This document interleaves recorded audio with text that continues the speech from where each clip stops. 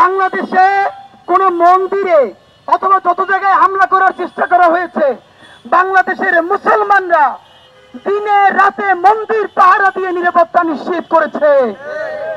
আমি আমার হিন্দু ভাই বোনদেরকে বলতে চাই, বন্ধুরা, এই যে কোরআন অবমাননা করা হলো, এর প্রতিবাদ করার একমাত্র দায়িত্ব কি মুসলমানের নাকি আমার হিন্দু ভাই বোনেরও? যতদিন না পর্যন্ত ইসলাম অবমাননা এবং কোরআন অবমাননার বিরুদ্ধে আমার হিন্দু ভাই, আমার হিন্দু বোনেরা প্রতিবাদ করার জন্য রাজপথে দাঁড়াতে না পারবে, ততদিন পর্যন্ত মুসলমানেরা যদি কলিজা কেটেও মন্দির পাহারা দেয়, আমরা ইনসাফের রাষ্ট্র প্রতিষ্ঠা করতে পারবো না। ইচ্ছাকৃতভাবে পাগল সেজে সুবিধা নেওয়ার চেষ্টা করে তাকে দৃষ্টান্তমূলক শাস্তির ব্যবস্থা করে পরবর্তী ষড়যন্ত্রকারীদের বিষ দাঁত উপড়ে ফেলে স্বাধীন সার্বভৌম ধর্মপ্রাণ বাংলাদেশের ইনসাফের বাংলাদেশ প্রতিষ্ঠা করতে হবে। বাংলাদেশ জিন্দাবাদ, ইনকিলাব জিন্দাবাদ। বন্ধুরা, আমাদের কাশ্মীর হয়ে যেতে সময় লাগবে না। তাই এই রাষ্ট্র টিকিয়ে রাখার দায়িত্ব যেহেতু সব থেকে বড় দায়িত্ব মুসলমানের, সেই পরিবারের বড় ভাই হিসেবে তাকেই সব থেকে একটা বিচার করতে হবে। আমাদের আর কিছু করার নাই ভাইয়েরা। আমরা যারা পরিবারের বড় সন্তান, আপনারা জানেন, ওই পরিবারের অখণ্ডতা ধরে রাখার জন্য তারাই বারবার ত্যাগ করতে হয়। এখানের মুসলমানরা হইল বাংলাদেশ নামক রাষ্ট্রের সব থেকে গুরুত্বপূর্ণ স্বাধীন সার্বভৌম সন্তান। সুতরাং তার বাঁচাই রাখার জন্য তারাই বারবার ত্যাগ করতে হবে। কারণ এই রাষ্ট্র যদি ধ্বংস হয়ে যায়, তাহলে অন্যদের কোনো দুঃখ নাই, তারা আনন্দই পাবে। আপনাদেরকে আর একটা কথা আজকে বলি, বাংলাদেশের মুসলমানদের একটা সমস্যা হইল, তারা কোথায় কোথায় বলে তারা 90%। ভাই, এই 90% থেকে বের হয়ে আসেন। আপনি যতদিন না পর্যন্ত বুঝবেন এই 90% বলার মধ্য দিয়েই আপনার চাইতে ধরা হয়েছে, ততদিন আপনি এখানে কিছুই করতে পারবেন না। এই বাংলাদেশের 18 কোটি মানুষের মধ্যে মুসলমান পরিচয়ের মানুষেরা হলো সব থেকে বড় কালচারাল মাইনরিটি। প্রমাণ আমি আপনাকে বলি, তার বড় প্রমাণ হইল, কোন মন্দিরে যদি সামান্য হামলা তো দূরের কথা, কোন ষড়যন্ত্র হয়, তাহলে বাংলাদেশের বিশ্ববিদ্যালয় শিক্ষক, এনজিওবাদী থেকে শুরু করে সবাই সেটার পক্ষে মুহূর্তেই রাস্তায় নামতে পারেন। কিন্তু মুসলমানের নিজের জীবনের থেকেও পবিত্র কোরআনে কারিমকে যদি লাথি মেরে নষ্ট করা হয়, তাহলে তার পক্ষে বলা তো দূরের কথা, তার ব্যাপারে একটা সামান্য শব্দের প্রতিবাদ করাকেও তারা সাম্প্রদায়িকতা মনে করেন। এইখানে মুসলমানের কোরআন কারিম ছাড়া অন্য সমস্ত ধর্মগ্রন্থগুলো হইল literature, great art, great literature. এটা বাংলাদেশের বুদ্ধিজীবীদের বইয়ের তাকে থাকতে পারবে। এটা বিশ্ব সাহিত্য কেন্দ্র থেকে শুরু করে সকল বড় বড় যেই আমাদের লাইব্রেরি গুলো আছে সেখানে থাকতে পারবে। কারণ এখানে অন্য ধর্মের স্পিরিট গুলো শুধু ধর্মগ্রন্থ না, এগুলো গ্রেট আর্ট, গ্রেট লিটারেচার। কিন্তু কোরআন শরীফ এটা হইল শুধু একটা ধর্মগ্রন্থ। এইটা কোনোভাবে গ্রেট আর্টও না, লিটারেচারও না, এটাকে বইয়ের তাকেও রাখা যাবে না, এবং এটা নিয়ে কথা বললেও বুদ্ধিজীবীতে থাকবে না। এই হলো আমাদের অবস্থা। বাংলাদেশের মুসলমান হইল 90% পপুলেশন উইথ 9% পাওয়ার। তার এই সমাজে কোনো স্টেক নাই, তার কোনো মালিকানা নাই, তার কোনো শরিকানা নাই।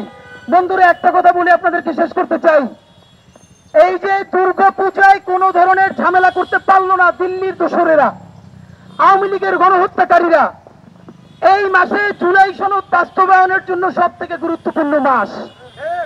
দিল্লির দোসর, দাবিদার এবং লীগের গণহত্যাকারীরা চাচ্ছে যে কোনো ধরনের সাম্প্রদায়িক উস্কানি দিয়ে হোক অথবা অশান্তি তৈরি করে হোক, বাংলাদেশে অতি দ্রুত একটা সহিংস পরিস্থিতি তারা ঘটাতে চায়, যার মাধ্যমে জুলাই সনদকে ব্যাহত করে বাংলাদেশের স্থিতিশীলতা নষ্ট করে দেওয়া যায়। এর চূড়ান্ত প্রমাণ তারা পার্বত্য চট্টগ্রামে চেষ্টা করেছিল। আপনারা দেখেছেন, স্বরাষ্ট্র উপদেষ্টা পর্যন্ত বলেছে পার্বত্য চট্টগ্রামের অবৈধ অস্ত্রগুলো আমাদের প্রতিবেশীর সীমান্ত থেকে এসেছে।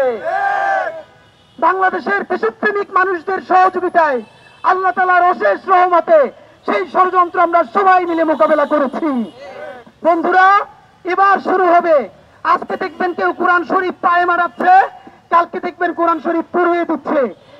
এখন আমাদের একটা কথা, আমাদের এই লোক যদি অসুস্থই হয় তাহলে আজকে যে কোরআন শরীফ পড়াইলো, আগামীকালকে যে সে আবার পড়াবে না বা পালাবে না, তার নিশ্চয়তা কি আপনি আমাকে বলেন? সে যদি অসুস্থ হয় তাহলে সে হয়তো মানসিক হাসপাতালে থাকবে, পাগলাগারুতে থাকবে, অথবা সে ট্রিটমেন্টে থাকবে। কিন্তু আপনি তাকে প্রকাশ্য দিবালোকে ছেড়ে দিয়ে আপনি মানুষের কলিজে আঘাত করবেন, তারপরে আমরা যখন তার বিচার চাইবো তখন বলবেন যে অসুস্থ মানুষের সাথে এটা হয় না। তাহলে আপনি আসলে কি চান পরিষ্কার করে বলেন। বন্ধুরা, আমরা অত্যন্ত একটা ব্যাপারে আতঙ্কিত এবং আশঙ্কা প্রকাশ করছি। এটা না হোক, আমরা আপনাদের কাছে দোয়া চাই। এমন ঘটতে পারে এই দেশে এই কাজটা করলো, আপনি দেখবেন এক সপ্তাহ, এক মাস বা কোনো একটা সময় দেশি অথবা বিদেশি কোনো এজেন্সি তাকে হত্যা করতে পারে। হত্যা করার পর 1 মিনিটের মধ্যে ঢাকার 133 জন বুদ্ধিজীবী ন্যারেটিভ সেট করে ফেলবে যে যেই ইসলামপন্থীরা বলেছিল তাকে হত্যা করতে হবে কোরআন পাড়ানোর দায়ে, তারাই তাকে হত্যা করেছে। সুতরাং বাংলাদেশের ইসলামিস্টরা, মুসলমানরা একজন হিন্দুকে হত্যা করেছে।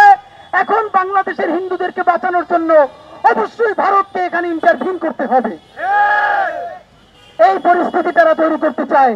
আপনাদের মাধ্যমে বলতে চাই, কোরআন কারীম, ত্রিপিটক, বাইবেল, এই সমস্ত রিলিজিয়াস স্ক্রিপ্ট বাংলাদেশের প্রত্যেকটা ধর্মপ্রাণ মানুষের কাছে অত্যন্ত সম্মানিত।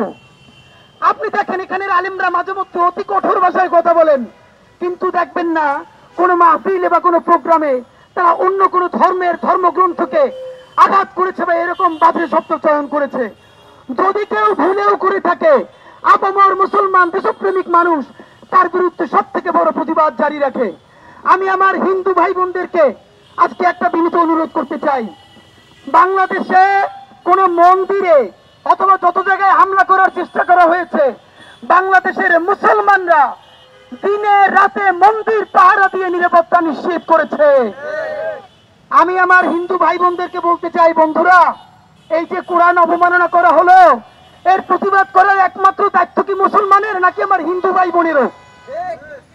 যতদিন না পর্যন্ত ইসলাম অবমাননা এবং কোরআন অবমাননার বিরুদ্ধে আমার হিন্দু ভাই, আমার হিন্দু বোনেরা প্রতিবাদ করার জন্য রাজপথে দাঁড়াতে না পারবে, ততদিন পর্যন্ত মুসলমানেরা যদি কলিজা কেটেও মন্দির পাহারা দেয়, আমরা ইনসাফের রাষ্ট্র প্রতিষ্ঠা করতে পারবো না।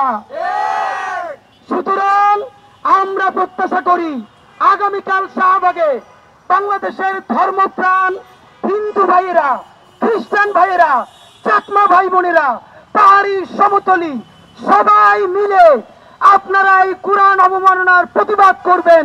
তবেই আমরা বুঝতে পারবো দিল্লির আধিপত্যবাদ এবং গণহত্যাকারী আওয়ামী লীগের ষড়যন্ত্রকে ভেস্তে দিয়ে সবাই মিলে আমরা আমাদের ইনসাফের বাংলাদেশ প্রতিষ্ঠা করতে পারবো ইনশাআল্লাহ। বন্ধুরা, আপনাদেরকে চূড়ান্ত ভাবে বলতে চাই, এই কোরআন অবমাননাকারী যে করেছে তাকে কয়েকদিন অ্যারেস্ট করে তারপর ছেড়ে দিয়ে এই সব টালবাহানা চলবে না। প্রয়োজনে স্বাধীন মেডিকেল টিম গঠন করে তাদেরকে দিয়ে বলাতে হবে, সে যদি বিকারগ্রস্ত হয় তাহলে কতটুকুন বিকারগ্রস্ত, তাকে কি বাইরে ছাড়া যাবে নাকি মানসিক হসপিটালে ভর্তি করতে হবে?